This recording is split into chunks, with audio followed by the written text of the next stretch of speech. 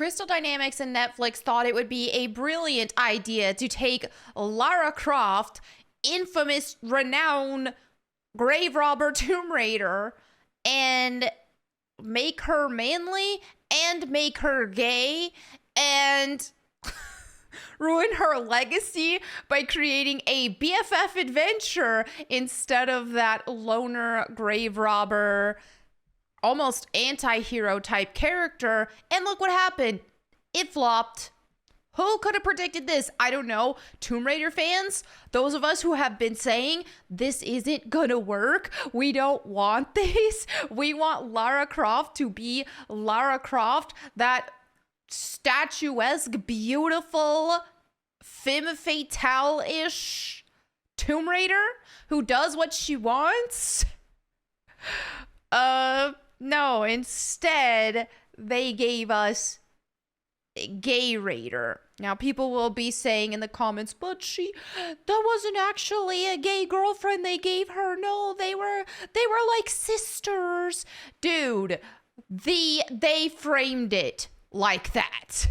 They framed it like that and then added that line to it because they knew that wouldn't go over well, making her gay. But they absolutely implied it heavily. Now there's a video I want to show you guys that was honestly brilliant, and I've showed this on stream. Kala made this talking about why the Netflix Tomb Raider anime is cringe. You know I love you. Backstory, tell me Don't more. tell me they didn't try to make this sound like a lesbian story. Like, it's obvious. You know I love you. Backstory, tell me more. There isn't more. She left me and never looked back. It's complicated. So anyway, yeah, this video is hilarious that Kala made, and it just showcases lesbian stuff. Now Zip, canonically straight character, masculine character, they made him the gay BFF now. Very sassy, stereotypical gay black man. So they've done that. Lara Croft is crying constantly, just non-stop crying, needs hugs, crying, best friend adventures, this line, which is the most cringe thing. It's so funny. Here we go, watch this. Sometimes I swear you have a death wish. I don't. I know. What is up with these writers? Who wrote that? Sometimes I swear you have a death wish. I don't. I know. Then why say it? Yeah, this video is so funny. I definitely encourage you to watch it. You just see the writing is abysmal because woke writers aren't good. They aren't. And then the whole, okay, yeah, using her bow in close range combat and all this. Oh, now she's gifted artifacts instead of actually stealing artifacts, as classic Lara Croft has done. Now she's uncomfortable in a dress, and this dress has the bi flag colors, which somebody pointed out, and I didn't even notice that stuff.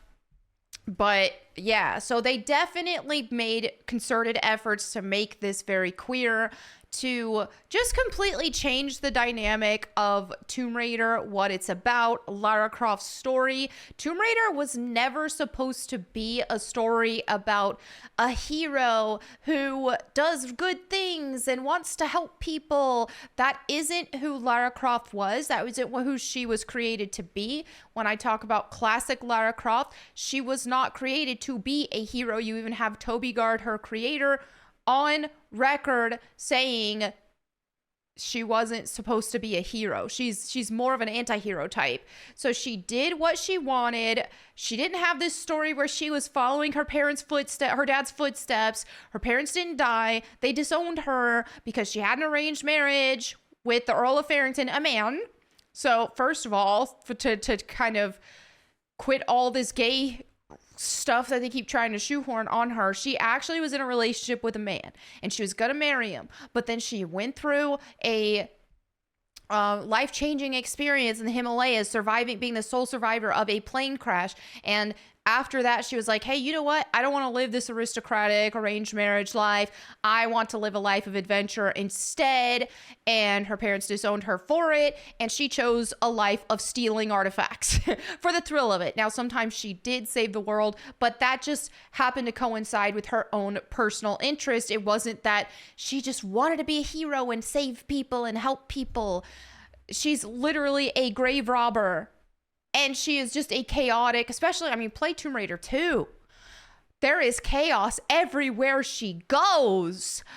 So yeah, that's the type of character she was. So when they make all these changes and they try to do all of this stupid stuff, people who clearly don't know who Lara Croft is supposed to be, or if they do know, they want to change her, then yeah, it flops. It didn't even chart top 10 on the when it debuted, right? So here's what beat it. You've got like Outer Banks season 4. So this is season 4 of something. Nobody wants this. Season 1, I don't even know what that is. All this stuff, Love is Blind season 7. I mean, dude, Unsolved Mysteries volume 5. I mean, Unsolved Mysteries, that's been on the air for so long. And it's just like, dude. So it didn't chart on its first week, and it failed to chart on its second week as well. Of note, the animated series Gundam Requiem for Vengeance season 1 did chart with 2.4 million views, which was good enough for 7th place. Okay, so dude, in this, and look at the top 10 here, 1.8 million views. It couldn't even crack that with Netflix and its audience and it pushing the animation. We're talking Tomb Raider, a global name. But it was so bad and it got terrible reviews. You know, if IGN gives it a bad review, that dude, because this IGN loves woke crap. And not even they could give it a good review. It got terrible reception in the comments and stuff for its trailers. Here's their first official teaser with 17,000 dislikes, 10,000 likes. People in the comments are like, oh, Lara Croft is still falling? Oh, Lara Croft is still crying? Again? Lara Croft's crying again? She's falling? Oh, what? Why are there all these companions in this? Lara Croft was a loner. Why does she suddenly have all these companions that she's around all the time?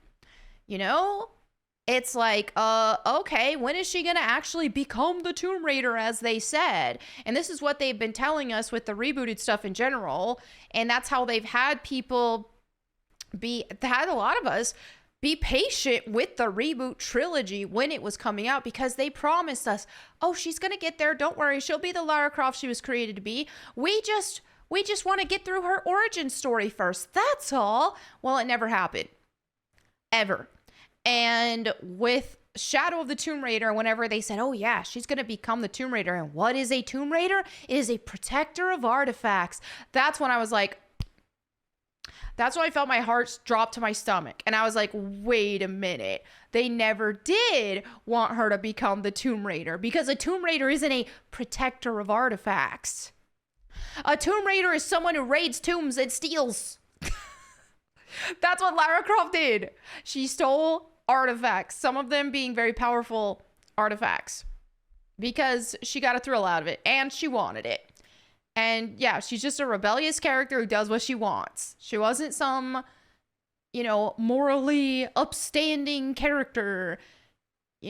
She had her selfish ambitions. She was pretty much sociopathic, if you really break it down. So that's who she was. And people can't wrap their heads around it, especially woke people, because they want to be seen in everything they watch. So whenever I talk about Lara Croft being like that, they're like, wait, you don't want Lara Croft to be a good person? No, I don't. It's a video game. That's what's fun about video games. Sometimes you can jump into a video game and do morally wrong things, like cause chaos and explode tombs and people in it and all this.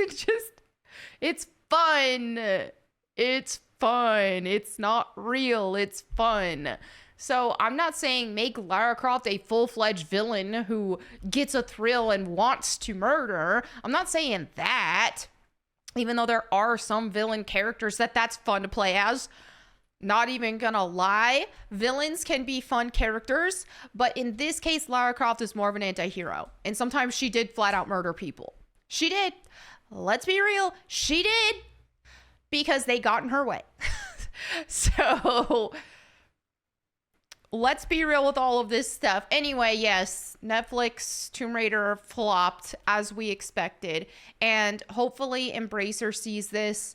And they also see that also the Tomb Raider physical editions, including like the digital editions of the remasters that are made by Saber Interactive and not Crystal Dynamics, they see that those are succeeding, while everything Crystal Dynamics is pushing is flopping. So, at this rate, maybe Crystal Dynamics will finally be fired from the franchise, and maybe they'll hand the franchise over to somebody like Saber, who can actually make good things. Which, by the way, I wanted to say on my last video about the remasters and all that kind of stuff, I talked about how I didn't get the physical edition because I wasn't going to support limited run games. Well, fortunately, retailers have dropped the physical edition as well, so you don't have to get it through limited run games. So you can get the physical edition where they will not profit on it. If you don't know why I don't support limited run games, just search my videos because I made a video about it. But yeah, so you can. I got my deluxe edition from GameStop, and I'm very pleased with that. Also, speaking of that, their physical editions are charting in top sales right now. This is after the game has been out since February 14th, but now that the physical edition dropped, they are also charting in top sales, doing amazing. So yes, a small team with a tiny budget were able to do what Crystal Dynamics and their $100 million budgets and Netflix and all of that, what they can't do. And that is create a successful Tomb Raider product. That's because classic Lara Croft sells. That's that. There's no market for it. There is. Classic Lara Croft sells. Cope, seethe, get with the program, or hop off. Okay, so anyway, there you have it for this video. Let me know what you guys think in the comments below. Thank you so much for hanging out with me today. If you want me to read the Bible to you, you can check out my Bible channel at Bible Time with Melanie Mack. Thank you all again. I'll catch you next time. And in the meantime, go boom.